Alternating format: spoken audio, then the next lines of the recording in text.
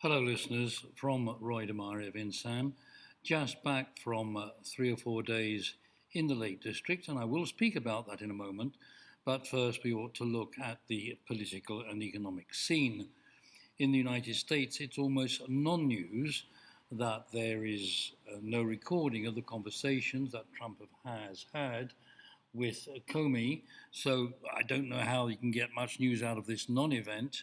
I think in the end we will be faced with Comey's word and judgment against Trump's.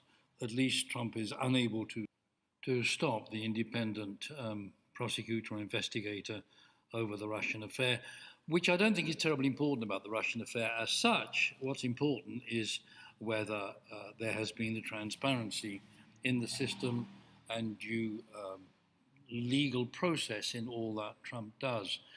His latest antic, and I still like to use that word, is to come up with yet another alternative to Obamacare. Again, it will put many people out of the insurance market, and so there's nothing fair about it. And what we've already got are four Republicans who are opposing it, and of course the Democrats oppose it anyway. So I rather suspect that this will be another failure in his approach of pushing things through by decree, as if he were a ruling, not a reigning, but a ruling monarch. In terms of markets, we are certainly in summer doldrums. There's nothing much happening. Um, Markets did fall a bit last week, but I can't say that is yet the beginning of the feared great fall, which is supposed to happen sometime this year, according to many of the people I've read. I'll believe it when it happens. I'll believe anything when it happens these days because it's by no means obvious which way anything is going. The interest rates have been put up, probably not really justifiably because the economy is fundamentally lame at the moment. That's a good word for it. The economy is lame because of over indebtedness and because there is an enormous price to pay for the exuberance of the markets in the past, the massive amount of borrowing, the massive amount of indebtedness, and these things all have to be cleared out. And they have to be cleared out in a way that recognizes the inevitable forces in the market to do with globalization, to do with modern technology, retail, shopping going online to such an extent, banking changing with its online banking and the scarcity of credit, and all these things have to be taken into account in economic leadership. And I can't help being so struck that focusing on coal mining and trying to bring it back, or trying to bring back heavy manufacture in the face of the changes that are taking place in the world's economy, that just isn't the way forward for the United States to recover its full strength. I think all these things are just slowly grinding on, both in political terms and in economic terms. And one can be optimistic that all will be well in the end, with possibly a passage of drops in the stock market, which is why if you're in there already, maybe you should stay. But I can hardly recommend anyone to jump into the stock market just now. And if you do, I think it would be safer to go in via Switzerland rather than via the USA. Over in the United Kingdom, Theresa May has made a reasonable start, so has this man Davis, in negotiations over Brexit. I think already there is the sense that her wings have been clipped in her stoniness and saying, oh, well, we'll have no agreement at all, we'll have a hard Brexit, we'll leave the single market. None of which is obligatory at all, because we've got Norway in the single market and they are definitely not in the European Union.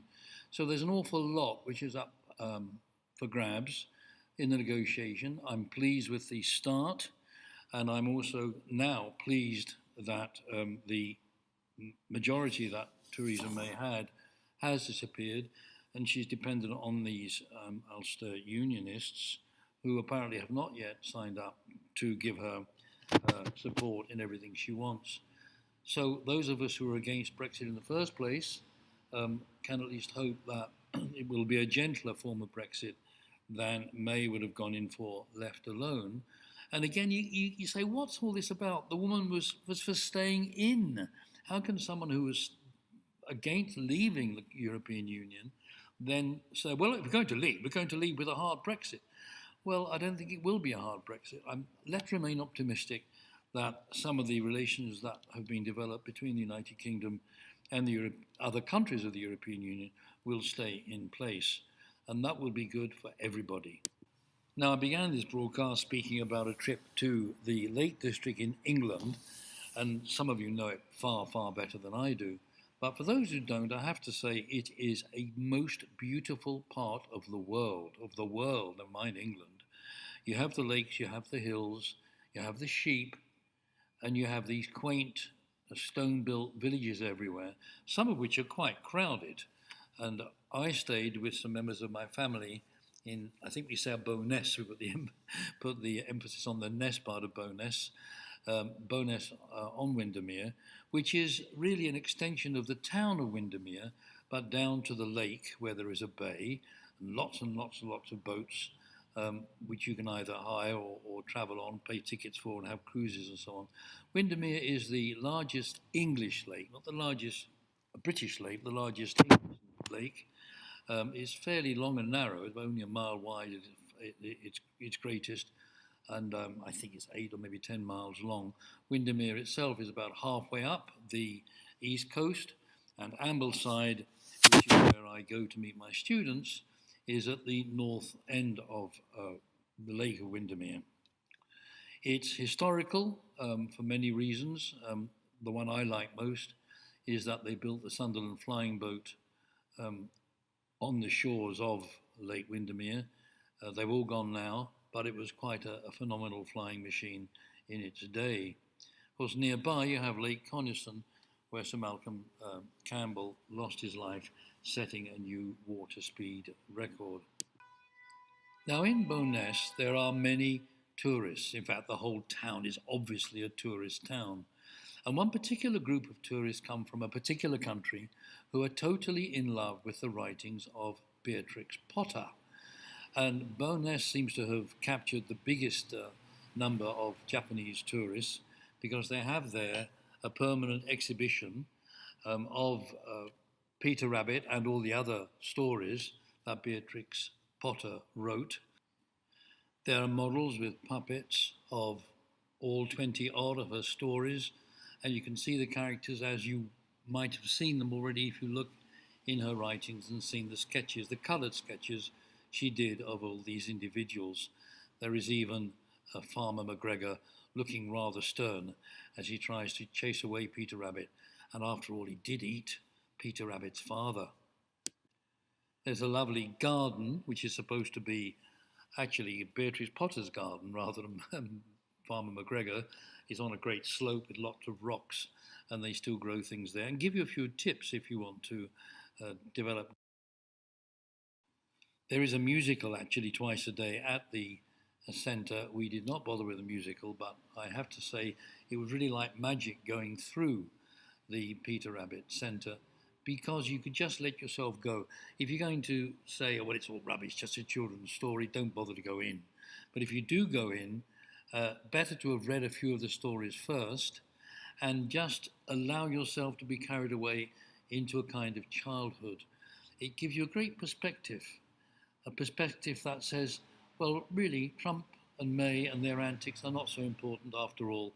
What's really important is life and love and just enjoying and relaxing and using your imagination. I'd now like to tell you about an extra treat in the Lake District, or just south of it, which I did not expect, and which involves the little town of Carnforth and the railway station of Carnforth. Quite difficult to say Carnforth for some reason or other. Now, this railway station is quite historical. In fact, they have a heritage centre, not exactly a marvellous museum, but where you can be nostalgic, if you like, about the old days in England.